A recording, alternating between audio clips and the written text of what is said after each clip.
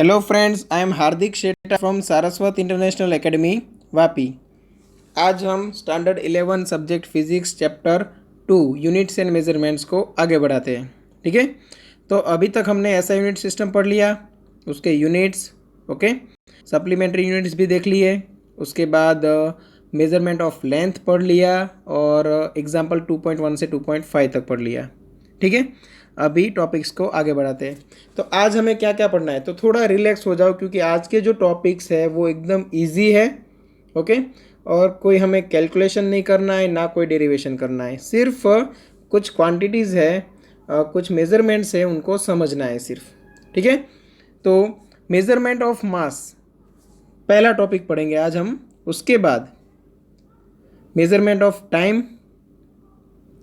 फिर आएगा accuracy precision of instruments and error in measurement, और उसके बाद आएगा classification of errors, okay.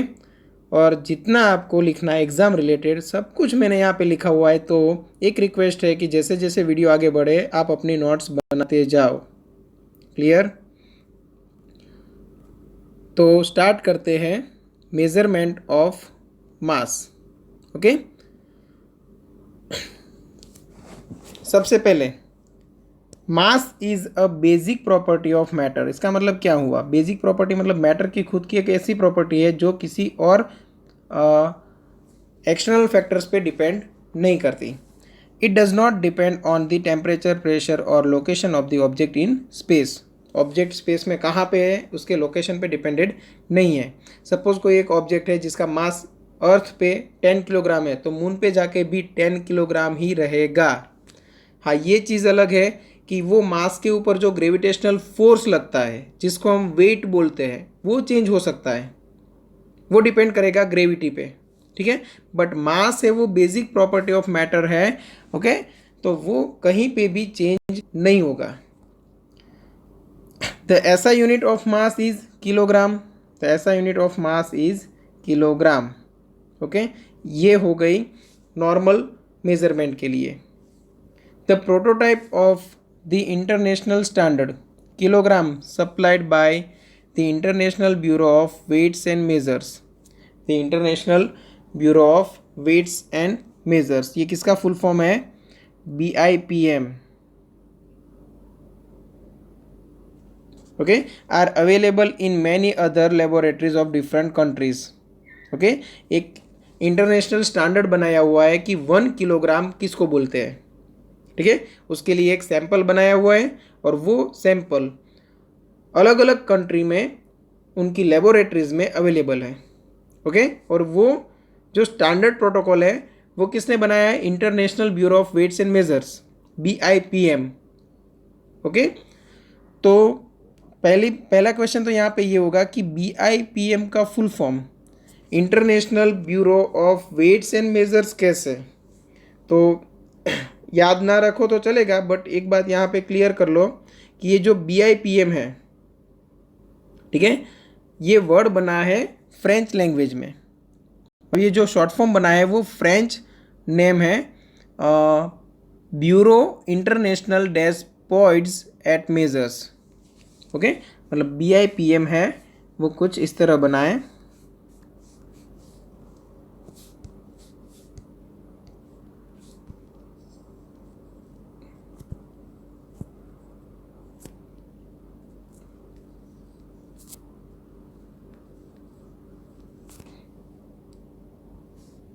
Bureau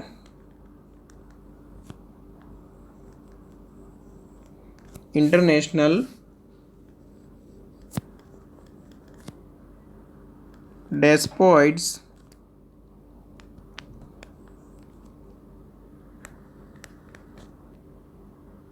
eight Mesures, ठीक है। स्पेलिंग भी फ्रेंच लैंग्वेज के हिसाब से ही है, तो ये BIPM, ठीक है। BIPM मतलब Bureau International des Poids et Mesures, okay.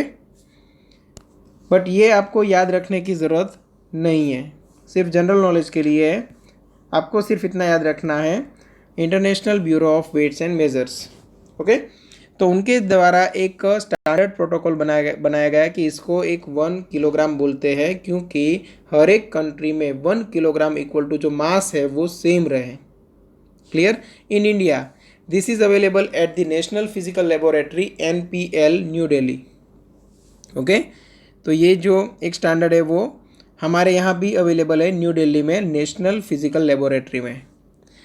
While dealing with atoms, okay, kilogram है वो तो बहुत बड़ा यूनिट है एटम्स के लिए। तो देखो, while dealing with atoms and molecules the kilogram is an inconvenient unit.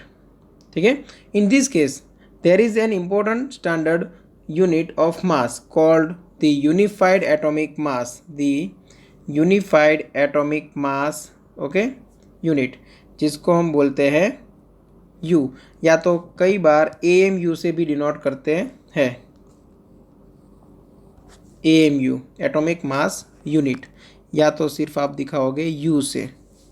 Okay, 1 unified atomic mass unit equal to 1U, 1U भी सिर्फ बोल सकते हैं, equal to 1/12 of the mass of an atom of carbon 12 isotope 6C12 including the mass of electron, electron का मास साथ में add करके, मतलब सिर्फ प्रोटॉन और न्यूट्रॉन का कैलकुलेट नहीं करना है और इलेक्ट्रॉन का नेग्लेक्ट करते वो नहीं करना है। प्रोटॉन, न्यूट्रॉन, इलेक्ट्रॉन जो भी है 6C12 में, उन सब का मास आप कंसिडर करो और उसका 12th पार्ट निकालो, और जो मास आपको मिलेगा उसको हम क्या बोलते हैं? 1 यूनिट। तो 1 यूनिट इक्वल टू, तो फिर 1 यूनिट इक्वल टू आपको क्या मिलने वाला है?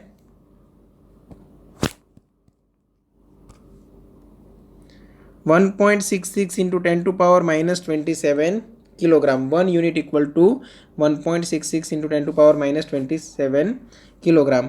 अभी ये देखते हैं,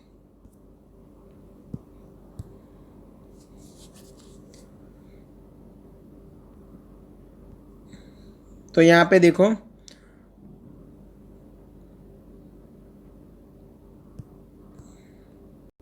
कि हीलियम एटम कैसे बनता है, सॉरी कार्बन 6C12, 6C12 का मतलब 6 न्यूट्रॉन है, तो 6 न्यूट्रॉन हमने रख दिए न्यूक्लियस में। न्यूक्लियस के अंदर 6 प्रोटॉन भी है, तो ये 6 प्रोटॉन भी मैंने रख दिए। ओके, और 6 इलेक्ट्रॉन, जिसमें से 2 फर्स्ट ऑर्बिट में और 4 इलेक्ट्रॉन घूमते रहते हैं सेकेंड ऑर्बिट में। तो ये बन गया कार्बन 6C12। क्लियर? इसका आप टोटल मास निकालो और डिवाइड बाय 12 करो, वो मास है वो equivalent to 1 atomic mass unit बनेगा। ओके,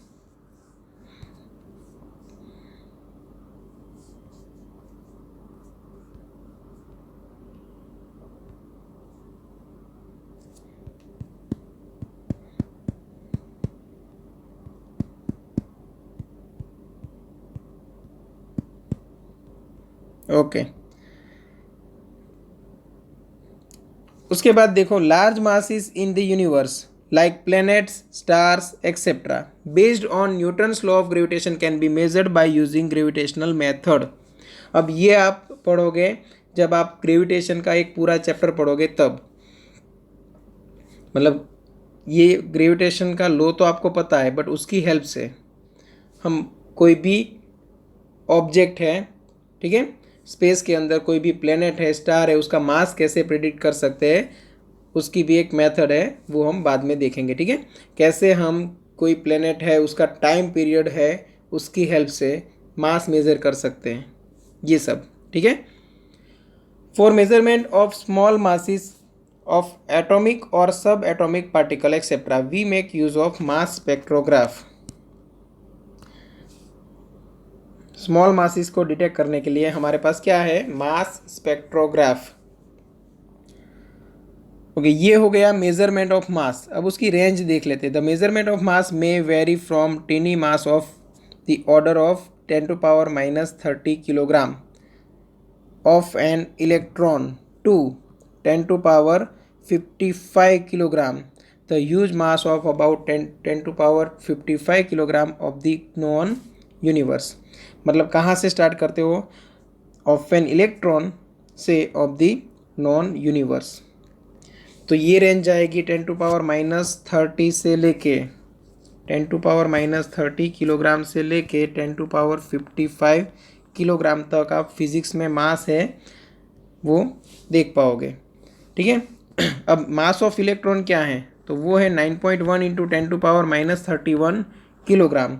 ये 9.1 को अप्रोक्सीमेटली 10 कंसिडर किया है, इसलिए बना -30 पावर में। 10 to power-30 किलोग्राम ये मास ऑफ इलेक्ट्रॉन है।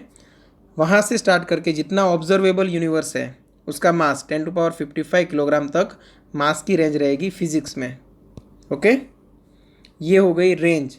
अगर एग्जाम में आए what is the range of measurement of mass in physics, तो आपको लिखना है 10 to power-30 kilogram to 10 to power 55 kilogram. Okay, अभी आगे बढ़ते हैं मेजरमेंट ऑफ टाइम। टाइम को कैसे मेज़र करें? तो हमें पता है कि टाइम को मेज़र करने के लिए हमारे पास क्लॉक है, बट क्या हर एक क्लॉक सेम टाइम दिखाएगी? तो एक तरह से बोल सकते हैं सेम टाइम बताएगी। कहाँ तक? जब तक हम मेज़र कर रहे हैं टाइम को सेकंड्स में। बट अगर मैं जाऊँ माइक्रो सेकेंड, नैनो सेकेंड तक, तो फिर हर एक क्लॉक है उसमें थोड़ी बहुत वैल्यू चेंज होती हुई नज़र आएगी। तो देखो यहाँ पे to measure any time interval we need a clock. We now use an atomic standard of time which is based on the periodic vibration produced in a cesium atom. cesium atom जो vibrate करता है उसकी help हम यहाँ पे लेने वाले हैं। This is the basis of the cesium clock, sometimes called atomic clock. ठीक है ना। एकदम परफेक्ट प्रिसाइज मेजरमेंट के लिए हम कौन सी क्लॉक यूज़ करते हैं? Caesium clock. उसको क्या बोला जाता है? Atomic clock. कौन से प्रिंसिपल पे बनाया जाता है? तो यहाँ पे vibration produced in a caesium atom. Okay, periodic vibrations मतलब क्या? मतलब पीरियोडिक का मतलब ही होता है कि टाइम टू टाइम, मतलब जो वाइब्रेशन प्रोड्यूस हो रहे हैं वो सपोज 1 सेकेंड में नंबर ऑफ वाइब्रेशंस आपको मिले, उतने ही सेकेंड में भी आपको मिलेंगे, थर्ड सेकेंड में भी उतने ही वाइब्रेशंस मिलेंगे। इसीलिए ये एग्जैक्ट टाइम दिखा सकती है। ओके, तो द सीजियम एटॉमिक क्लॉक, उसके बारे में पढ़ लेते थोड़ा। The cesium atomic clock in the cesium atomic clock, the second is taken as the time needed for this much vibrations. सोचो, इतने सारे वाइब्रेशंस, ओके, इतने सारे वाइब्रेशंस एक ही सेकंड में हो जाते हैं। Okay, in the cesium atomic clock the second is taken as the time needed for 9192631770 vibrations of the radiation corresponding to the transition between the two hyperfine levels of the ground state of cesium 133 atom. Okay, अब ये ground state क्या है? Okay, ground state क्या है, hyperfine level क्या है, ये सब आप फिजिक्स में पढ़ोगे, बट न्यूक्लियस नाम के चैप्टर में, चैप्टर नंबर 12 में। तो अभी इतना सारा याद ना रहे तो चलेगा। कहाँ से कहाँ तक देखो, तो यहाँ से यहाँ तक अगर याद नहीं रहा तो चलेगा, यहाँ पे फुल स्टॉप आप लगा सकते हो।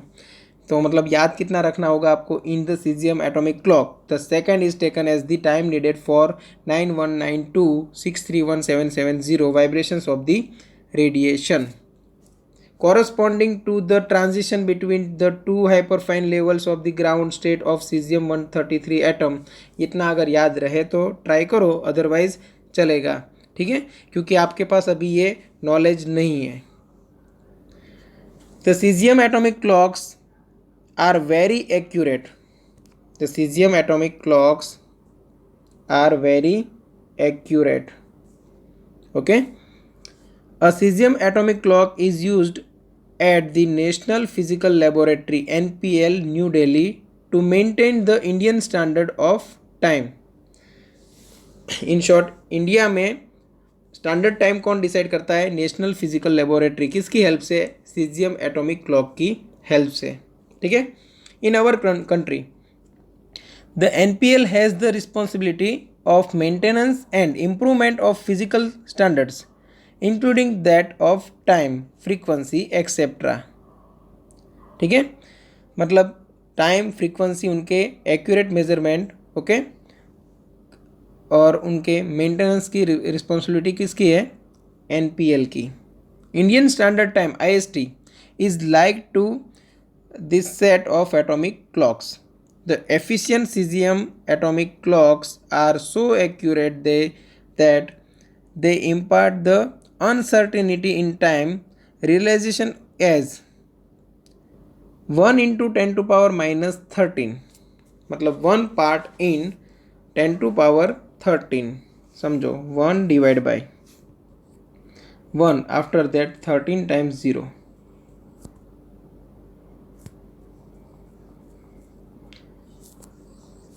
इतनी एक्यूरेसी से काम करती है ये क्लॉक. ठीक है, अब इससे रिजल्ट क्या मिलते हैं वो आपको सिंपल लैंग्वेज में यहाँ पे नीचे दिए गए हैं. दे लूज और गेन, समझो, हाँ, दे लूज और gain no more than 3 microsecond in 1 year. मतलब क्या हुआ कि ये एटॉमिक क्लॉक इतनी एक्यूरेट है कि वो 1 ईयर में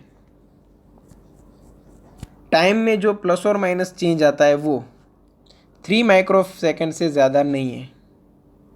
मतलब क्या, एक साल में ये क्लॉक 3 माइक्रोसेकेंड का मतलब होगा, माइक्रो मतलब 10 टू पावर माइनस 6 सेकेंड, तो ये हो गया 3 divide by 10 to power 6. 3 second के इतने डिवीज़न निकालो, 10 लैक्स. 3 सेकेंड के 10 लैक्स डिवीज़न निकालो, उतना छोटा सा एरर प्रोड्यूस हो सकता है, उतनी छोटी सी एरर प्रोड्यूस हो सकती है 1 ईयर में. तो उससे तो कोई प्रॉब्लम है ही नहीं. एक साल में 3 माइक्रोसेकेंड जितना वेरिएशन आ सकता है, उससे ज़्यादा वेरिएशन सीजियम एटॉमिक क्लॉक में नहीं आएगा. और इतनी हाई एक्यूरेसी की वजह से ही इंटरनेशनल स्टैंडर्ड बन गया सीजियम एटॉमिक क्लॉक. तो अभी स्टार्ट करते हैं accuracy, precision of instruments and errors in measurement. तो सबसे पहले देखते हैं एरर की definition. The result of every measurement by any measuring instrument contains some uncertainty. This uncertainty is called error. ठीक है, तो कोई भी मेजरिंग इंस्ट्रूमेंट है, उससे हम मेजरमेंट ले रहे हैं, तब रिजल्ट में कोई ना कोई अनसर्टेनिटी होती है जिसको हम बोलते हैं error. Okay, we shall distinguish between two terms, accuracy and precision. याद रखना, एक्यूरेसी एंड प्रिसीजन ये दो टर्म है, उसको हम यहाँ पे डिफ्रेंशिएट कर रहे हैं. सबसे पहले एक्यूरेसी क्या है? The accuracy of a measurement is a measure of how close the measure value is to the true value of the quantity. मतलब हमारी जो मेजर्ड वैल्यू है वो एक्चुअल वैल्यू से कितनी नज़दीक है. ओके, ये टर्म को हम बोलते हैं एक्यूरेसी. जितना हमारा मेजरमेंट ट्रू वैल्यू से नज़दीक होगा उतना ही हम बोल सकते हैं कि हमारा मेजरमेंट है वो ज़्यादा एक्यूरेट है. क्लियर? प्रिसीजन क्या है देखो, precision tells us to what resolution और limit the quantity is measured. मतलब जो क्वांटिटी है वो कितने रिजोल्यूशन से हमने मेज़र की हुई है. ओके, कितना जूम करके कितने डिटेल में हमने रीडिंग लिया है, वो होगा प्रिसाइज रीडिंग. ओके, एग्जाम्पल से समझते हैं. ट्रू वैल्यू, सपोज मेरे पास एक रोड है जिसकी लेंथ मुझे मेज़र करनी है और उसकी ट्रू वैल्यू है 44.5 मीटर. अब मैंने लैब में ये मेज़रमेंट का काम 3 स्टूडेंट को दे दिया. एक का नाम ए है, एक का नाम बी है और एक का नाम है सी. ओके, तीनों स्टूडेंट को कहा गया कि आपको जो इंस्ट्रूमेंट यूज़ करना है करो, आप ये जो रोड है उसकी लेंथ मेज़र करके दिखाओ. अब मुझे पता था कि एक्चुअल वैल्यू क्या है, 44.5 मीटर. उनको नहीं पता था. एक स्टूडेंट आया और बोला कि सर मेरा रीडिंग आया 44.4 मीटर. दूसरा स्टूडेंट आया 47.872. तीसरा आया, उसने कहा मेरा रीडिंग आया 44.4984. ओके, समझना. अभी मैं सबसे पहले बोलूँ कि ये रिज़ल्ट क्या कहलाता है, 44.4। देखो ये मैं बोल सकता हूँ कि ट्रू वैल्यू के नज़दीक है। तो ट्रू वैल्यू के नज़दीक हो, how close the measured value is to the true value, उसको हम क्या बोलते हैं, एक्यूरेसी। तो ये रिज़ल्ट मैं बोल सकता हूँ एक्यूरेट है। ओके ये तो देखो ये ट्रू वैल्यू से तो काफ़ी दूर है, क्योंकि 44.5 और 47.872 बहुत बड़ा डिफरेंस है। तो ये एक्यूरेट तो है ही नहीं। बट यहाँ पे एक नज़र करो, ये जो डेसिमल पॉइंट है उसके बाद यहाँ पे 3 नंबर तक जाता है, मतलब ज़्यादा डेप्थ में रिजल्ट है। जो रीडिंग लिया है वो ज़्यादा डेप्थ में है। तो यहाँ पे हम बोल सकते हैं कि ये प्रीसाइज रीडिंग है। ये कैसा रीडिंग है, प्रीसाइज। बट जब तक मैं इन दोनों को कंपेयर करूँ तब तक, ठीक है। अगर ये थर्ड स्टूडेंट मेरे पास आया रिजल्ट लेके, तो देखो ये ट्रू वैल्यू से काफ़ी नज़दीक है, मतलब ये एक्यूरेट भी है और डेसिमल पॉइंट के बाद 4 नंबर्स है, मतलब ज़्यादा प्रिसाइज भी है। तो ये हो गया most accurate and precise result. Clear. तो यहाँ पे क्या समझ में आता है कि अगर ट्रू वैल्यू से हमारा रिजल्ट नज़दीक है तो वो रिजल्ट एक्यूरेट है, हमारा मेजरमेंट है वो एक्यूरेट है। और कितना डिटेलिंग में हमने वर्क किया है उससे पता चलेगा कि हमारा मेजरमेंट कितना प्रिसाइज है। अब प्रिसीजन को ट्रू वैल्यू के आसपास का रीडिंग होने से कोई मतलब नहीं है। अगर रीडिंग बहुत ही ज़्यादा दूर है फिर भी वैल्यू प्रिसाइज हो सकती है। क्लियर। तो ये डिपेंड करेगा एक तो जो ऑब्जर्वर है जो रीडिंग ले रहा है उसके ऊपर भी, और हमने कौन सा इंस्ट्रूमेंट यूज़ किया है उसके ऊपर भी। जैसे कि मैंने क्लास में टाइम पूछा, ओके। अब टाइम पूछा तो मेरे पास 2 स्टूडेंट थे। एक स्टूडेंट ने मुझे टाइम बताया कि सर 1 आवर एंड 45 मिनट हो चुके हैं, ये ब्रेक का टाइम है, जाने दो, PM। ओके। सेकेंड स्टूडेंट को पूछा, उसने बताया कि सर 1 आवर 44 मिनट 32 सेकेंड्स हुए हैं। ओके। तो ये दोनों है रिजल्ट, उसमें डिफरेंस क्या है। सपोज इसके पास जो क्लॉक थी वो एनालॉग थी और इसके पास क्लॉक थी वो डिजिटल थी, ठीक है। तो एनालॉग क्लॉक में हमें मिनट तक रिजल्ट मिला, ओके। सपोज सेकेंड हैंड उसमें नहीं था, सिर्फ 2 ही थे, तो 1 आवर 45 मिनट उतना रिजल्ट मिला। तो ये कम प्रिसाइज है, ये ज़्यादा डेप्थ में गया है तो ये ज़्यादा प्रिसाइज हो चुका है, 1 आवर 44 मिनट एंड 32 सेकेंड्स। उसमें भी मिली सेकेंड में अगर रिजल्ट मिला तो वो और ज़्यादा प्रिसाइज हो गया। क्लियर। मतलब कितना हम रिजोल्व करके किसी क्वांटिटी का मेजरमेंट लेते हैं तो वो रिजोल्यूशन जितना ज़्यादा उतना ही प्रिसीजन ज़्यादा है। ओके। तो ये हम सी को निकाल देते ताकि आप यहाँ पे कंपेयर कर सको कौन सा एक्यूरेट है कौन सा प्रिसाइज है। ओके। अब देखते हैं क्लासिफिकेशन ऑफ एरर्स। एरर है पहले तो कैसी जनरेट हो सकती है, कैसे हम कैलकुलेट करते हैं वो देख लेते हैं। सपोज मेरे पास कोई एक लेंथ है जिसकी ट्रू वैल्यू है वही 44.5 मीटर। अब मेरे पास आई measured value, suppose measured value है 44.6 मीटर। तो मेरे पास एरर क्या होगी, तो एरर रहेगी measured value minus true value, that is 44.6 minus 44.5। तो ये प्लस आएगा 0.1, तो ये प्लस 0.1 क्या हो गया, एरर। अब ऐसी एरर को हम बोलते हैं पॉजिटिव एरर। पॉजिटिव एरर जब भी आए तब आपको अगर फिर से ट्रू वैल्यू चाहिए, अब हमें किसी इंस्ट्रूमेंट के बारे में पता चल गया कि इसके साथ ऑलवेज पॉजिटिव एरर जनरेट होती है और वैल्यू भी पता चल गई कि 0.1 की ही एरर जनरेट होती है, तो मैं ट्रू वैल्यू कैसे फाइंड करूँ, तो मेजर्ड वैल्यू है कौन सी थी 44.6। अगर एरर पॉजिटिव आए तो, अगर एरर पॉजिटिव आए तो आपको सब्ट्रैक्शन करना है, तो आप माइनस कर दो जो भी एरर है 0.1, तो आप पहुंच गए 44.5, मतलब ट्रू वैल्यू तक पहुंच गए। देखो यहाँ पे 44.5 थी। तो यहाँ से हमें पता चलेगा कि एरर दो टाइप की होती है, पॉजिटिव एंड नेगेटिव। यहाँ पे हमने एक एरर देखी पॉजिटिव, मतलब ट्रू वैल्यू से हमारी मेजर्ड वैल्यू है वो बढ़ गई, तो ये जनरेट हुई पॉजिटिव एरर। और जब भी पॉजिटिव एरर जनरेट हो और आपको ट्रू वैल्यू तक पहुँचना है, तो वो पॉजिटिव एरर को मेजर्ड वैल्यू में से सबट्रैक्ट कर दोगे। क्लियर?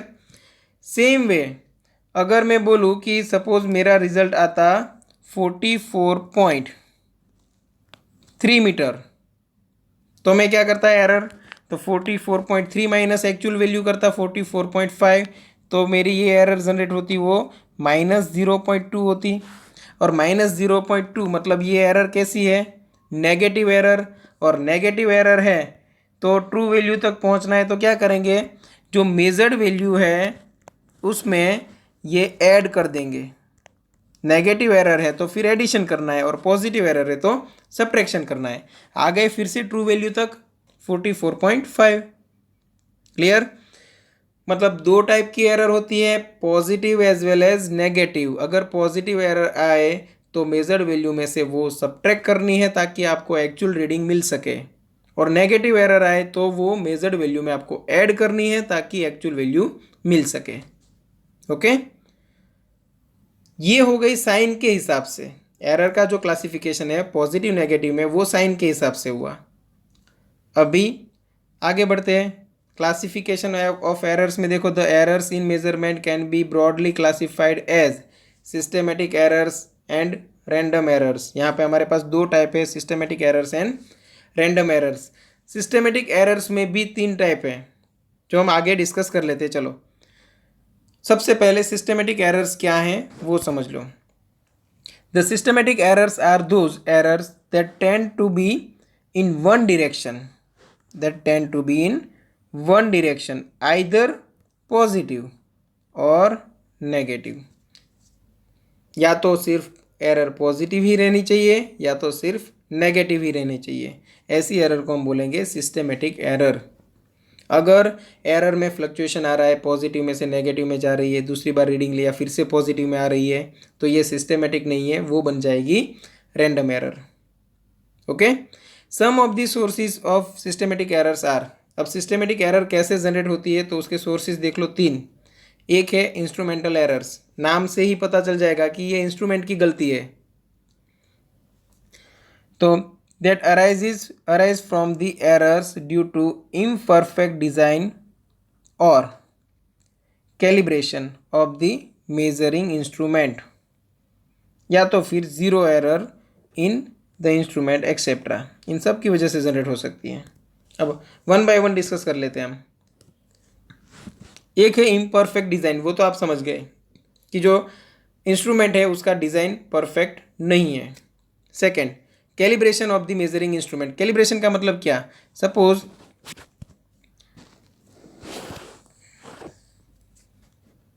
मैंने एक स्केल बनाने की एक फैक्ट्री ओपन की और स्केल का प्रोडक्शन मैंने चालू कर दिया। तो यहाँ पे मैंने रखा 0, फिर यहाँ पे 1 सेंटीमीटर, फिर यहाँ पे मैंने लिखा 2 सेंटीमीटर, यहाँ पे लिखा 3 सेंटीमीटर। तो ये जो नंबर देने का जो प्रोसेस है उसको बोला जाता है कैलिब्रेशन। अब ये कैलिब्रेशन में मैंने सपोज गलती कर दी कि एक्चुअल में जहाँ पे मैंने 1 और 2 लिखा था वहाँ पे 1 सेंटीमीटर डिस्टेंस होना चाहिए, बट मैंने हर 0.9 सेंटीमीटर पे लिख दिया, तो ये हो गई कैलिब्रेशन में मिस्टेक। 0.9 सेंटीमीटर को मैंने बोल दिया 1 सेंटीमीटर डिस्टेंस, तो मेजर्ड वैल्यू है वो अलग आएगी। और जो एरर जनरेट हुई वो किसकी वजह से हुई, इम्परफेक्ट कैलिब्रेशन की वजह से। क्लियर? तो calibration of the measuring instrument गलत है तो भी ये एरर जनरेट हो सकती है। और zero error in the instrument, zero error in the instrument का मतलब क्या हुआ कि सपोज, उसके लिए भी एक एग्जांपल ले लेते हैं समझने के लिए। कि एक वेइंग मशीन है जिसमें यहाँ पे डायल है और मुझे अपना वेट मेज़र करना है।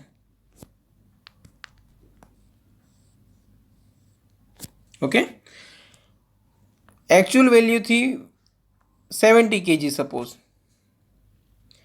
और यहाँ पे डायल है इनिशियली है 0 पे, और मैंने अपने पैर इधर रख दिए, ठीक है, और फिर वो वैल्यू मुझे मिली 70 किलोग्राम। ओके, इनिशियली था 0, जब मैंने पैर रखे फिर मुझे वैल्यू मिली 70 किलोग्राम। मतलब यहाँ पे ये जो डायल है वो घूम फिर के आ गया 70 पे।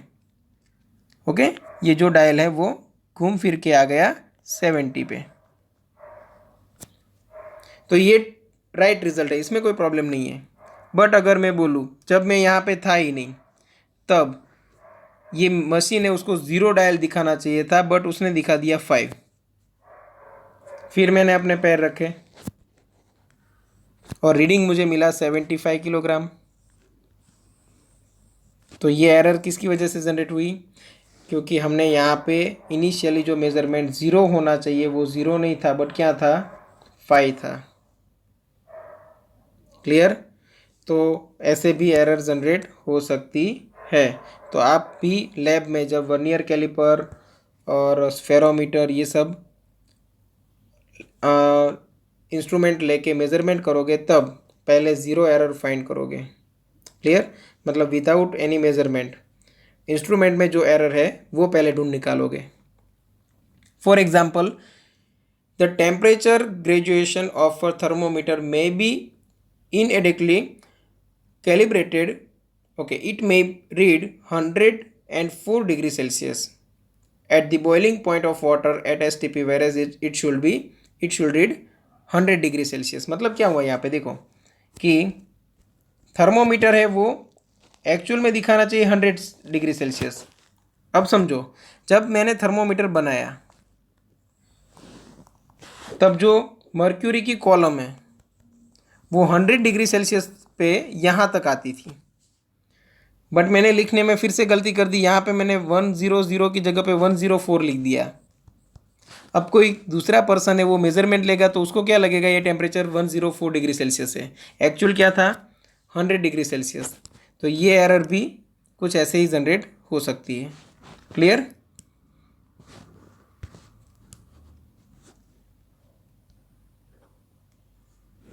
ओके, सेकेंड देखते हैं इम्परफेक्शन इन एक्सपेरिमेंटल टेक्निक और प्रोसीजर। हम जो एक्सपेरिमेंट करते हैं उसकी टेक्निक या प्रोसीजर अगर हमने उसमें कोई मिस्टेक की तो फिर ये एरर जनरेट हो सकती है। जैसे कि देखो यहाँ पे एक एग्जांपल दिया है, to determine the temperature of a human body a thermometer placed under the armpit will always give a temperature lower than the actual value of the body temperature. Body temperature से आपको lower value मिलेगी। Suppose आपके body का temperature था Fahrenheit में 96, but आपने armpit में जब थर्मोमीटर रखा तब वो सपोज दिखा है आपको 94.5। तो एक्चुअल वैल्यू से आपको ऑलवेज कम वैल्यू दिखाएगा। क्यों? क्योंकि यहाँ पे हमारी टेक्निक गलत है। तो टेक्निक अगर गलत है या तो प्रोसीजर में कोई प्रॉब्लम है तब भी एरर जनरेट हो सकती है। ये एरर भी एक सिस्टमेटिक एरर का ही टाइप है। Other external condition such as change in temperature, humidity, wind velocity etcetera during the experiment में systematically affect the measurement. Suppose कोई ज्वेलरी शॉप में गोल्ड है, उसका मास है वो मेज़र किया जा रहा है, और विंड वेलोसिटी में अगर चेंज आया या तो एक्सटर्नल प्रेशर में चेंज आया तो रीडिंग अलग हो सकते हैं। क्योंकि आप सपोज 10 ग्राम गोल्ड का मेज़रमेंट ले रहे हो और प्रेशर बढ़ गया तो वो 10.01 ग्राम हो सकता है या 10.05 ग्राम हो सकता है। तो ये ऐसी एरर एक्सटर्नल फैक्टर्स की वजह से जनरेट हो सकती है। क्लियर?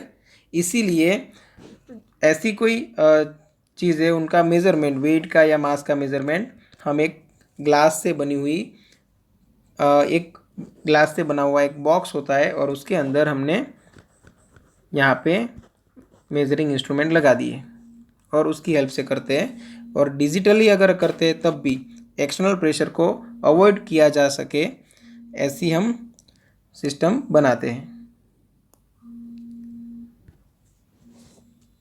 ओके, आगे बढ़ते हैं। Personal errors that arise due to an individual's bias, lack of proper setting of the apparatus, or individual's carelessness in taking observations without observing proper precautions, etc.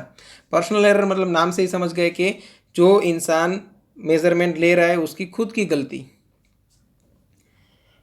अब यहाँ पे क्या क्या हो सकता है देखो, या तो उसने जो मेज़रमेंट के लिए अपैरेटस सेटअप करना था वो पूरा सेटअप अच्छे से नहीं किया, या तो ऑब्जर्वेशन लेते टाइम अच्छे से ऑब्जर्व नहीं किया हो सकता है। सपोज यहाँ पे फॉर एग्जांपल दिया हुआ है, if you by habit always hold your head a bit too far to the right while reading the position of the needle on the scale, you will introduce an error due to paradox. Suppose ऐसा कोई आपने galvanometer देखा होगा जिसमें हम current measure करते हैं। ऐसा कोई गैल्वेनोमीटर का डायल है, ओके, और यहाँ पे नीडल है और नीडल यहाँ पे दिखा रही है। सपोज यहाँ पे 10 मिली एम्पियर करंट, बट आप एग्जैक्ट ऊपर से देखना आपको पड़ेगा।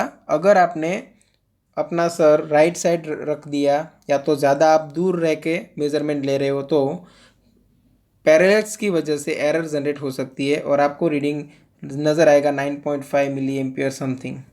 तो ये छोटी सी गलती यहाँ पे ऑब्जर्वेशन ठीक से नहीं लेने की वजह से हो सकती है, और ऐसी एरर को हम नाम देंगे personal errors.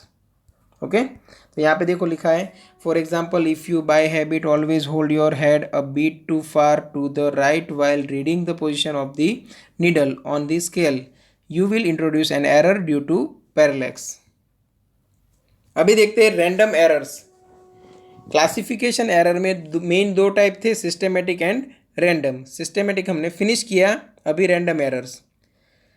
The random errors are those errors which occur irregularly and hence are random with respect to sign and size। मतलब एरर छोटी बड़ी कितनी भी हो सकती है, पॉजिटिव नेगेटिव कुछ भी हो सकती है। सिस्टेमेटिक में क्या था, या तो एरर सिर्फ पॉजिटिव ही होगी या तो एरर सिर्फ नेगेटिव ही होगी। यहाँ पे एक ही चीज़ का मेजरमेंट आपने 5 बार लिया तो 2 बार पॉजिटिव एरर निकली, 3 बार नेगेटिव एरर भी निकली, तो ये एरर है वो उसकी साइन चेंज हो रही है, मतलब ये क्या हो गई, random error.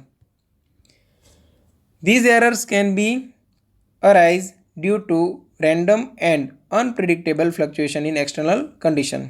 For example unpredictable fluctuation in temperature, voltage supply, mechanical vibrations of experimental setups etcetera, personal error by the observer taking reading etcetera. ये भी हो सकता है, पर्सनल एरर भी हो सकती है रैंडम में। कैसे, क्योंकि एक ही पर्सन ने 5 बार रीडिंग लिया तो 2 बार पॉजिटिव 3 बार नेगेटिव एरर आ सकती है। सेकेंड थिंग यहाँ पे लिखा है देखो, अनप्रिडिक्टेबल फ्लक्चुएशन इन टेम्परेचर, ये आता है रैंडम एरर में। और सेम वे हमने यहाँ पे भी चेंजेस इन टेम्परेचर लिखा था, ये लिखा था सिस्टेमेटिक एरर में। बट याद रखना यहाँ पे चेंज इन टेम्परेचर है और यहाँ पे अनप्रिडिक्टेबल फ्लक्चुएशन इन टेम्परेचर है। फ्लक्चुएशंस का मतलब हुआ कि टेम्परेचर बार बार वेरी हो रहा है, कम ज़्यादा मतलब चेंज हो रहा है, ठीक है। और यहाँ पे चेंजेस इन टेम्परेचर का मतलब है कि आप रूम टेम्परेचर पे कोई एक्सपेरिमेंट कर रहे थे और टेम्परेचर थोड़ा सा बढ़ गया। क्लियर, इन दोनों में थोड़ा डिफरेंस है। तो यहाँ पे फ्लक्चुएशन की वजह से एरर की जो साइन है वो चेंज हो सकती है, कभी पॉजिटिव कभी नेगेटिव। इस वजह से ये अनप्रिडिक्टेबल फ्लक्चुएशन इन टेम्परेचर की वजह से जो एरर जनरेट होती है उसको हम नाम दे देते हैं रैंडम एरर्स। ओके, अब एक last, least count error, the smallest value. समझना लिस्ट काउंट क्या है वो सबसे पहले समझ लो। The smallest value that can be measured by the measuring instrument is called its least count. मतलब अगर मैं बोलूँ कि मेरे पास एक स्केल है तो वो सबसे कम कितना डिस्टेंस मेजर कर सकती है। समझो कि एक स्केल है यहाँ पे 1 लिखा है, यहाँ पे 2 लिखा है, तो इन दोनों के बीच में डिस्टेंस कितना है? 1 सेंटीमीटर जितना। अब 1 सेंटीमीटर में भी कितने डिवीज़न होते हैं? 10 डिवीज़न। तो ये छोटा सा डिवीज़न है, उसका मेजरमेंट क्या रहेगा? 1/10 सेंटीमीटर, मतलब क्या हुआ? 0.1 सेंटीमीटर। तो ये जो मेरे पास स्केल है उसका लिस्ट काउंट हो गया 0.1 सेंटीमीटर। और लिस्ट काउंट एरर का मतलब हुआ कि मेरे मेजरमेंट में मैक्सिमम इतनी एरर जनरेट हो सकती है 0.1 सेंटीमीटर की। क्लियर? तो ऑल द रीडिंग्स और measured values are good only up to this value. Okay, इसके बाद जो हमने वैल्यू ली है वो अनसर्टेनिटी है, वो हम आगे देखते हैं कैसे। The list count error is the error associated with the resolution of the instrument. क्योंकि हम ये इंस्ट्रूमेंट है तो उसको 0.1 सेंटीमीटर तक ही रिजोल्व कर पा रहे हैं, उससे ज़्यादा डिटेल में हम ऑब्जर्वेशन नहीं ले सकते। Clear? For example, a vernier caliper has the least count as 0.01 centimeter. A spherometer may have a least count of 0.001 centimeter. Okay, least count errors belongs to the category of random errors but within a limited size. It occurs with both systematic and random errors. अभी देखो list count error का मतलब क्या, कि suppose ये scale है। Okay, थोड़ा easy रहे इसलिए मैं क्या कर रहा हूँ कि यहाँ पे मैं 1 लिख रहा हूँ और यहाँ पे 2, और उनके बीच में हमें पता है वैसे 10 डिवीज़न हो सकते हैं। ओके, अब मैंने कोई स्केल रखी,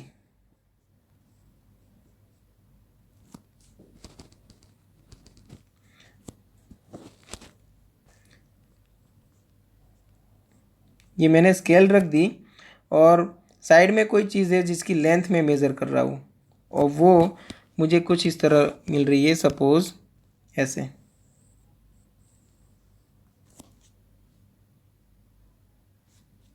ओके,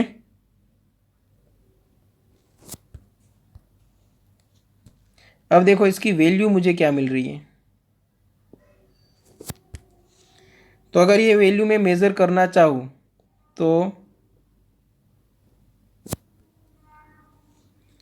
यहाँ पे देखो, ये 1 के बाद 1 2 3, ये थर्ड पोजीशन और ये फोर्थ पोजीशन उसके बीच में मुझे नज़र आ रही है। तो मैं इसका रीडिंग क्या लूँ? तो मुझे ये पता चल गया कि बिटवीन 1.3 सेंटीमीटर एंड 1.4 सेंटीमीटर है, बट क्या वैल्यू है वो मुझे पता नहीं है। समझ में आया?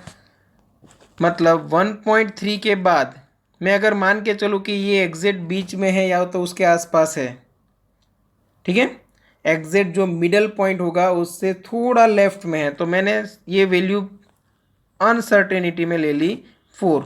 तो ये हो गया अनसर्टेनिटी 0.04। यहाँ पे जो वैल्यू है वो अनसर्टेन है।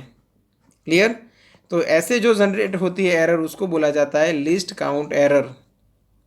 तो यहाँ पे तो ये साफ साफ हो गया कि मैक्सिमम लिस्ट काउंट एरर कितनी हो सकती है? 0.1 सेंटीमीटर की। मतलब जो लिस्ट काउंट इंस्ट्रूमेंट का है उतनी मैक्सिमम एरर जनरेट हो सकती है। ओके,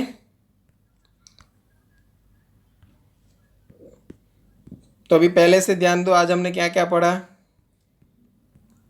सबसे पहले मेजरमेंट ऑफ मास, अगर एग्जाम में आए right a short note on measurement of मास, तो ये आपको जो भी लिखना है वो सब यहाँ पे लिखा हुआ है। मेजरमेंट ऑफ टाइम, जो भी आए, जो भी है एग्जाम में लिखने लायक वो सब यहाँ पे लिखा हुआ है।